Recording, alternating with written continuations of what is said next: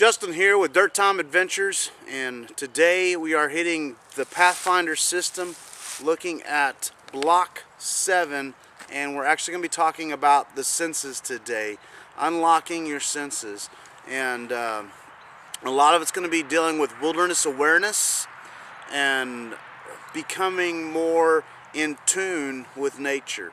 And so today I'm not going to demonstrate a whole lot. I mainly just want to have a simple talk with you about understanding what it takes to develop your senses and your nature awareness skills.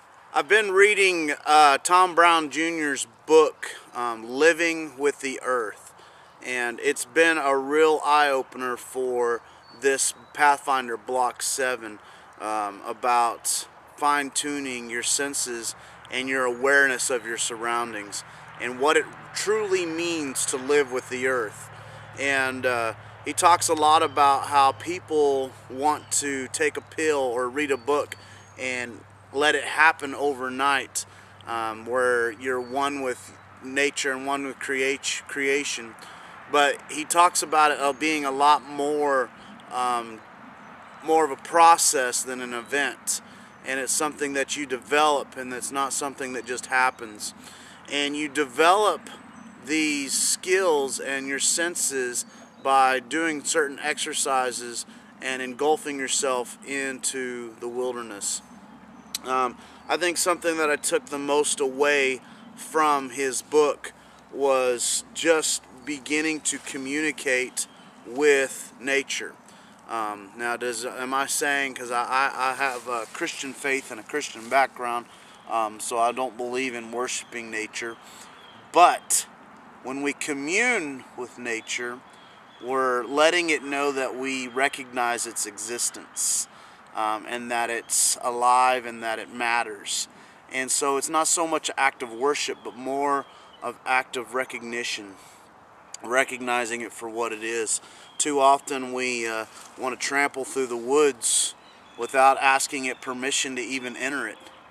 Too often we want to cut down trees to build shelters or to make projects without even understanding what that tree's purpose is as a whole.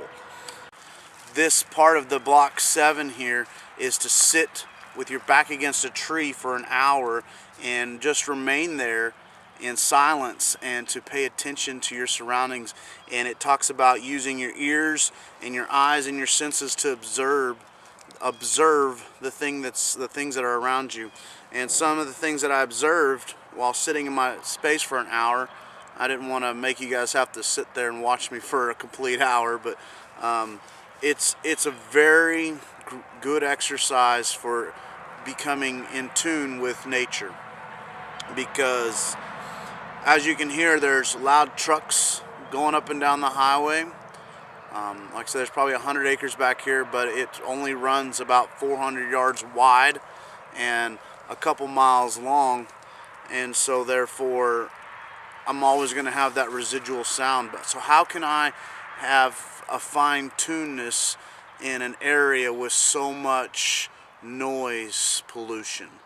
And the thing is when you hone your senses, you begin to trying to think of the word I'm looking for. You begin to phase that stuff out. You begin to filter it out so you don't even hear it most of the time.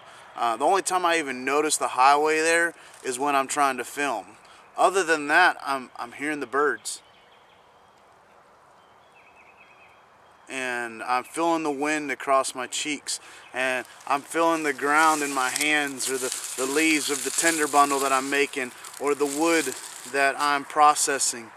And then you begin to be more aware of your surroundings, more aware of nature, and it can be, you find satisfaction in the simple things. Something as simple as a beautiful little berry that's left over from winter can bring you so much joy and satisfaction if you have a proper perspective on the forest.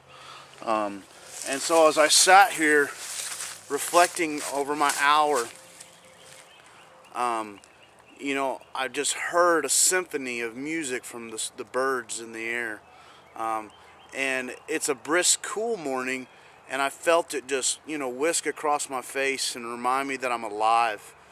And the ground beneath my bottom just, it's cold, but it's firm to remind me that I have a firm footing to keep my life stable and founded on.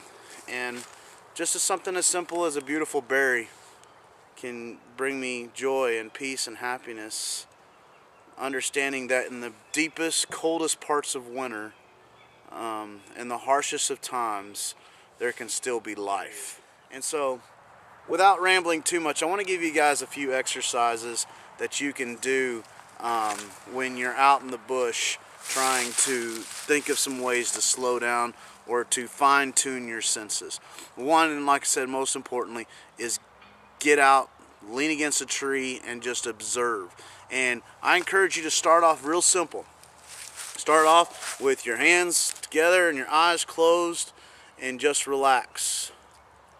Begin to feel yourself breathe and hear your breath and feel it go in and go out.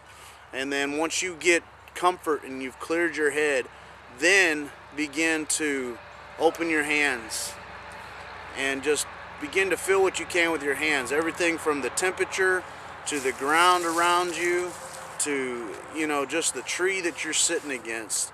And then move on, and you can do this in any different order. Move on to your ears and begin listening for every little noise. And once again, as I got my eyes closed, I can hear everything.